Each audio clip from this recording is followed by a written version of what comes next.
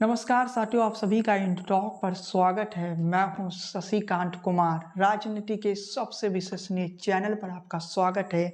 आज हम बात करने जा रहे हैं मुख्यमंत्री नीतीश कुमार ने 2024 के चुनाव से पूर्व एक ऐसी जातीय कार्ड खेला जिसके बाद बीजेपी की मुश्किलें बढ़ गई, बीजेपी के लिए चुनौतियां खड़ी होने लगी। लेकिन मुख्यमंत्री नीतीश कुमार का ये जाति कार्ड का भी जवाब नरेंद्र मोदी बहुत जल्द दे सकते हैं। नरेंद्र मोदी कुछ बड़े फैसले ओबीसी आरक्षण पर ले सकते हैं, वो आने वाले वीडियो में हम आपको बताएंगे। लेकिन वर्तमान में मुख्यमंत्री नीतीश कुमार के जातीय जनगणना के बाद की राजनीति से मिलाते हैं, किस प्रकार से जातीय जनगणना सामने आई और उसके बाद मुख्यमंत्री नीतीश कुमार ने एक नया प्लान बनाया। वो प्लान क्या था कि आरक्षण की जो संख्या थी उसे बढ़ा दिया गया। लेकिन उससे पूर्व मैं साथियों एक बार आप सभी से आग्रह करना चाहता हूँ, वो ये कि मेरी पुस्तक 24 की रणभूमि को आप लोग जरूर पढ़ें। अमेजोन और फ्लिपकार्ट पर उपलब्ध है। बस सर्च कीजिए शशिकांत कुमार और इस बुक को पढ़ने के बाद आपको 2024 से पहले 2024 के चुनाव के बारे में समझ में आ जाएगा। चलिए साथियों, नीतीश कुमार के जातीय गिनने के बाद नीतीश सरकार के आरक्षण के फॉर्मूले के बारे में बताते हैं साथियों। जाति आधारित आरक्षण 65% होगा। गरीबी आधारित आधारित जो गरीबी के आधार पर ईडब्ल्यूएस के कोटे होंगे वो 10%, यानी टोटल हो गया 75%। अगर टैलेंट के आधार पर अगर आपको बिहार में नौकरी चाहिए तो उसके लिए बस 25% सीटें खाली हैं। बिहार के सरकार ने बड़ा फैसला लिया। 50 दिनों के बाद राज्य में आरक्षण का संशोधन प्रावधान लागू कर दिया गया। 21 नवंबर 2023 को बिहार के गजट प्रकाशन के साथ ही इसे तत्काल प्रभाव से लागू कर दिया। मुख्यमंत्री नीतीश कुमार ने जब राष्ट्रीय जनतांत्रिक गठबंधन सरकार के मुख्यमंत्री थे तो जातीय जनगणना पर राज्य सरकार ने मोहर लगाई। उनकी महागठबंधन सरकार के सीएम राकेश जनगणना की रिपोर्ट आई। जनगणना की रिपोर्ट में भाजपा भले ही हंगामा किया, लेकिन इसी आधार पर आरक्षण के प्रावधानों में बदलाव किया गया। बदलाव सरकारी प्रस्ताव खुली सहमति से जिस दिन मुख्यमंत्री ने बिहार विधानसभा आरक्षण के बदलाव प्रस्ताव दिया, उसी दिन राज्य कैबिनेट ने इसे पास कर दिया। फिर विधान परिषद पास होने के बाद छठ के दौरान राज्यपाल की सहमति हो गई। अब इसे गजट प्रकाशन करते हुए तत्काल प्रभाव से लागू कर दिया। जो पहले आरक्षण की सीमा थी उसमें वृद्धि की गई। पहले 50% तक आरक्षण थी, जिसे अब 65% कर दिया गया। ईडब्ल्यूएस के कोटे को जोड़ दें तो 10%, टोटल आरक्षण हो जाता है 75%, यानी 25% ही ऐसे हैं जिस पर कोई भी सीट आरक्षित नहीं है। गजट प्रकाशन के साथ ही मुख्यमंत्री ने मंगलवार कहा कि एक मान्य मार्ग स्थित संकल्प सभागार के संशोधित करते हुए अधिनियम 2023 के प्रावधानों को लागू करने के लिए उच्च स्तरीय समिति की बैठक की। अधिकारियों को आवश्यक निर्देश दिए।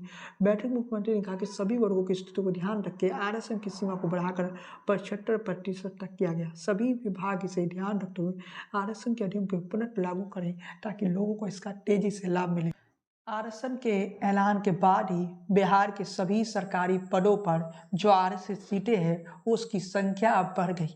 खबर यहाँ तक है कि मुख्यमंत्री नीतीश कुमार के इस फैसले के बाद बिहार की सियासत गर्म ही नहीं हुई, बल्कि दिल्ली में भी बीजेपी के लिए और बीजेपी के नेताओं को पसीने आने लगे इस ठंड भरे मौसम में, क्योंकि बीजेपी के जो वोट बैंक है, जो नरेंद्र मोदी को वोट करते वो ओबीसी समाज के ही हैं।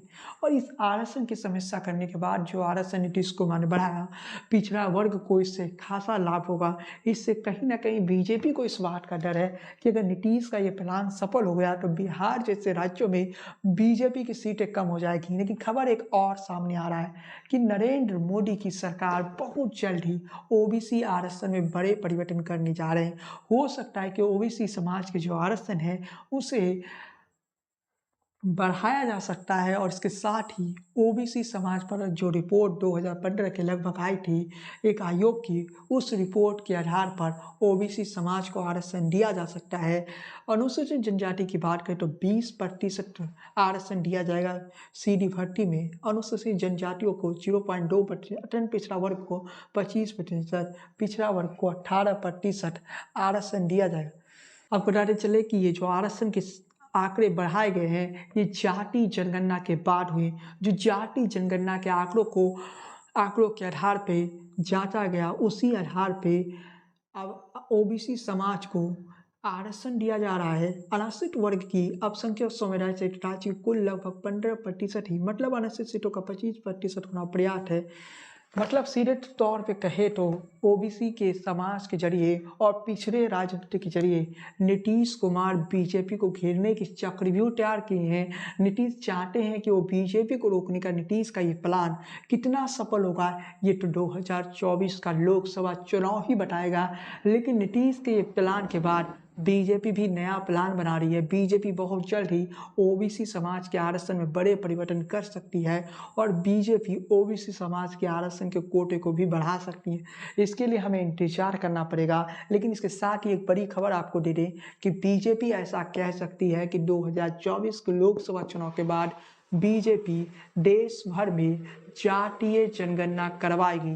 अगर ऐसा बीजेपी करती है तो सीधे शब्दों में समझ लीजिए कि देश की सियासत पलट जाएगा, देश की राजनीति पलट जाएगी। इस देश की सियासत ने जातीय रंग को हर वक्त देखा गया। सोचिए एक दौर था जब मंडल और कमंडल की लड़ाई चल रहा था, जब मंडल और कमंडल आमने सामने खड़ी थी। आज की परिस्थिति में नीतीश वही चाहते हैं। नीतीश लालू की जोड़ी यही चाहते हैं कि फिर से कमंडल और मंडल की सियासत हो और इस सियासत से ही तो नीतीश और लालू की राजनीति निकली है। और नीतीश और लालू की इस राजनीति में पिछड़ों को सम्मान दिलाने की बात हो रही है। नीतीश और लालू की इस राजनीति में ये कहा जा रहा है कि जो पिछड़े वर्ग है, जिन्हें अब तक उनके संसाधनों का, जिन्हें उनका हक नहीं मिला है, उन्हें हम हक दे रहे हैं। और इस बात से सबसे ज़्यादा अगर कोई परेशान है तो वो बीजेपी है, क्योंकि बीजेपी को सबसे ज़्यादा ओबीसी समाज का वोट मिला था 2019 में, वो नरेंद्र मोदी के चेहरे पर। अगर ऐसा हो जाए कि नरेंद्र मोदी के चेहरे के बावजूद भी बिहार में पिछड़ा वोटर बीजेपी के साथ ना जाए तो समझ लीजिए कि बीजेपी को कितनी बड़ी नुकसान होने जा रही है। बिहार में 40 लोकसभा सीटें हैं। अगर उस लोकसभा सीटों में 30 पर भी नीतीश और लालू की जोड़ी को कामयाबी मिलती है तो बीजेपी की नुकसान की संख्या कितनी होगी। कल्पना कर सकते हैं बिहार जैसे प्रदेश में अगर बीजेपी सरकार बनाने की परिस्थिति में ना रहे। इसलिए बीजेपी ने सम्राट चौधरी को आगे किया। सम्राट चौधरी के जरिए बीजेपी वही लव कुश की फॉर्मूले को अपना रही है, जिस फॉर्मूले के आधार पर नीतीश कुमार बिहार के मुख्यमंत्री बने। लेकिन लव कुश फॉर्मूला बीजेपी का हिट होगा या नहीं, यह आने वाला वक्त बताएगा। बिहार बीजेपी को समझ में नहीं आ रहा है कि वो अगला कदम क्या उठाए, क्योंकि नीतीश लालू की जोड़ी एक एक करके चौंकाने वाले फैसले ले रहे हैं। इंतजार हम सबको करना होगा कि आगे की परिस्थिति क्या होगी, बिहार की सियासत में आगे क्या होने वाला है। खैर साथियों, आज के इस वीडियो को समाप्त करने से पूर्व मैं आप सभी को एक बात सूचित करना चाहता हूं साथियों। 24 की रणभूमि जो कि मेरा बुक है, और इस बुक में 2024 के चुनाव से पूर्व 2024 के चुनावी मुद्दे भी लिखे गए हैं। और इस पुस्तक के जरिए इस देश की सियासत की कई कहानियां आपको मिलेगी। इस देश में पिछले 15 सालों में 10 सालों में जो कुछ हुई वो सब कुछ आपको इस पुस्तक में मिल जाएगा। तो साथियों, सबसे पहले आप इस पुस्तक को अमेजोन पर जाइए, वहाँ सर्च कीजिए शशिकांत कुमार। फ्लिपकार्ट पर जाइए, सर्च कीजिए शशिकांत कुमार, और वहाँ से आप 24 की रणभूमि की पुस्तक को ऑर्डर दे सकते हैं। इसके साथ ही साथियों, आज की इस वीडियो का हम समापन करते हैं। और वीडियो पसंद आई हो तो लाइक कीजिए, शेयर कीजिए। चैनल पर पहली बार आए तो सब्सक्राइब वाला बटन दबा दीजिए, बेल आइकन की घंटी को बजाना बिल्कुल ना भूलिए। फेसबुक पेज को फॉलो कीजिए, लाइक कीजिए। बने रहिए राजनीति के सबसे विशेषणीय चैनल पर। जय हिंद, वंदे मातरम।